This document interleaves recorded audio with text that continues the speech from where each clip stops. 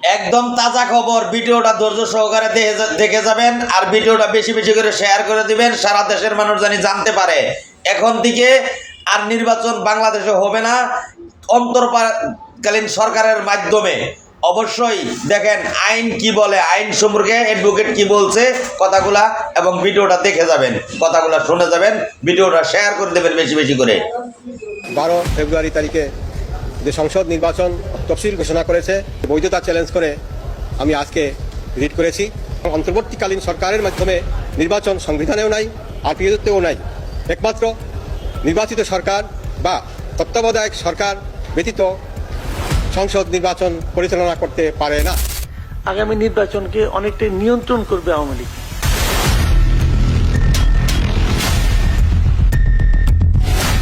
দেশের বিভিন্ন রাজনৈতিক দল ইতিমধ্যেই নির্বাচনী পরিচালনায় নেমেছে। ব্যানার, পোস্টার আর বক্তব্যে সরগরম রাজনীতি।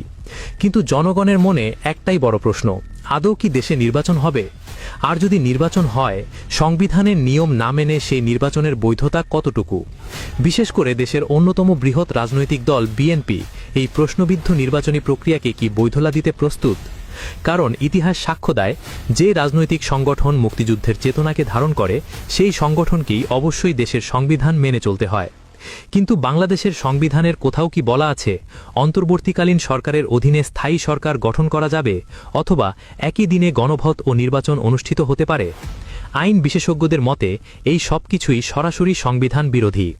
এই প্রসঙ্গে আদালত প্রাঙ্গণে আমরা কথা বলেছি একজন সিনিয়র আইনজীবীর সঙ্গে।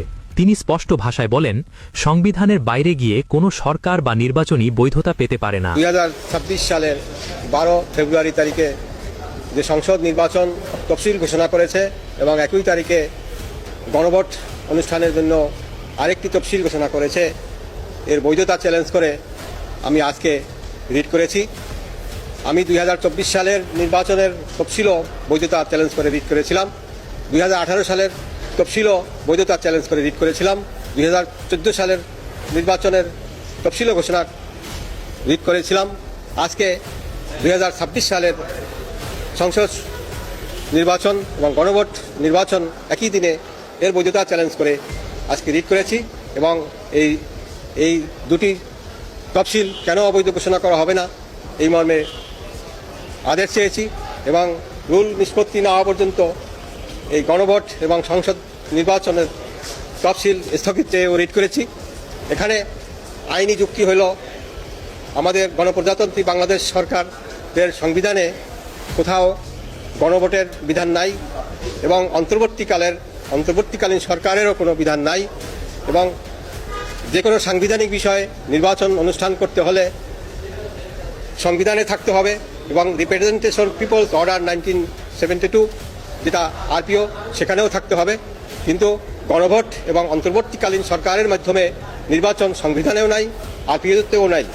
একমাত্র নির্বাচিত সরকার বা তত্ত্বাবধায়ক সরকার ব্যতীত সংসদ নির্বাচন পরিচালনা করতে পারে না। এদিকে রাষ্ট্রপতি মোহাম্মদ শাহাবুদ্দিন চুপ্পু বর্তমান নির্বাচন ও প্রশাসনিক কর্মকাণ্ড নিয়ে প্রকাশ্যে খুব একটা কথা না বললেও গণমাধ্যমের এক সাক্ষাৎকারে তিনি স্পষ্ট করে জানিয়েছিলেন, জনগণের সমর্থন ছাড়া কোনো ব্যক্তি বা সরকার বাংলাদেশের সংবিধান অনুযায়ী দায়িত্বে থাকতে পারে না।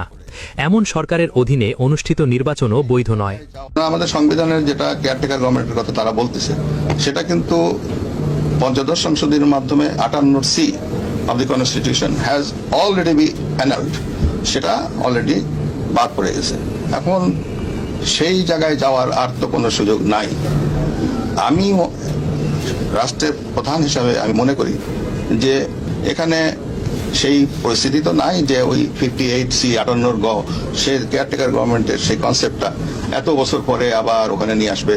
যেহেতু তারা মনে করে যে আওয়ামী লীগ 2/3 মেজরিটি আছে, তাদের উপর চাপ সৃষ্টি করলে এটা করা যাবে। যখন এটা 58C করা হয়েছে, এরপর যে জাজমেন্টটা হয়েছে পরিষ্কার করে দেওয়া হয়েছে ওখানে যে অনির্বাচিত কারো দ্বারা কোনো সরকার বৈধ নয়। তবুও এসব সতর্কবার্তাকে উপেক্ষা করেই নির্বাচনী প্রচারণা শুরু করেছে বর্তমান সরকার, আর তাতে সাড়া দিয়েছে দেশের একাধিক রাজনৈতিক দল। এই পরিস্থিতিতে নতুন করে আলোচনায় এসেছে দেশের স্বাধীনতা যুদ্ধে অবদানকারী সর্ববৃহৎ রাজনৈতিক দল আওয়ামী লীগ। দলটির সভাপতি শেখ হাসিনা গণমাধ্যমে পাঠানো এক বার্তায় স্পষ্ট ভাষায় বলেছেন, যে নির্বাচনে আওয়ামী লীগের ব্যানার ও প্রতীক নেই সেই নির্বাচন অবৈধ, আর সেই নির্বাচন কিভাবে হয় সেটাও আমরা দেখব। এদিকে রাজনৈতিক বিশ্লেষকরা বিভিন্ন টকশোতে দাবি করছেন, এই পুরো নির্বাচনী প্রক্রিয়ার নেপথ্যের নিয়ন্ত্রণ ভারতের দিল্লি থেকেই হচ্ছে।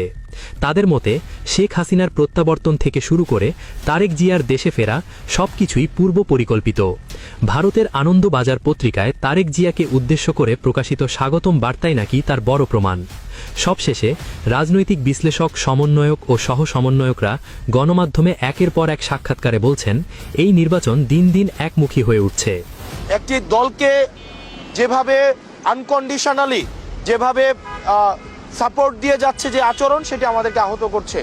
এভাবে যদি চলতে থাকে তাহলে এই সরকারি অর্থ অপচয় করে এই নির্বাচনের কোনো প্রয়োজন নেই। প্রিয় দর্শক, একটি নির্বাচন মানে শুধু ক্ষমতার পালাবদল নয়, এর সঙ্গে জড়িত দেশের উন্নয়ন, জনগণের নিরাপত্তা, অর্থনীতি, শিক্ষা ব্যবস্থা এবং ভবিষ্যৎ প্রজন্মের ভবিষ্যৎ। তাই একটি নির্বাচনের বৈধতা নিয়ে সচেতন হওয়া আমাদের সকলের দায়িত্ব।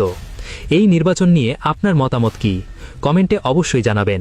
নির্বাচন সংক্রান্ত সর্বশেষ আপডেট পেতে চ্যানেলটি সাবস্ক্রাইব করে আমাদের পাশেই থাকুন। ধন্যবাদ।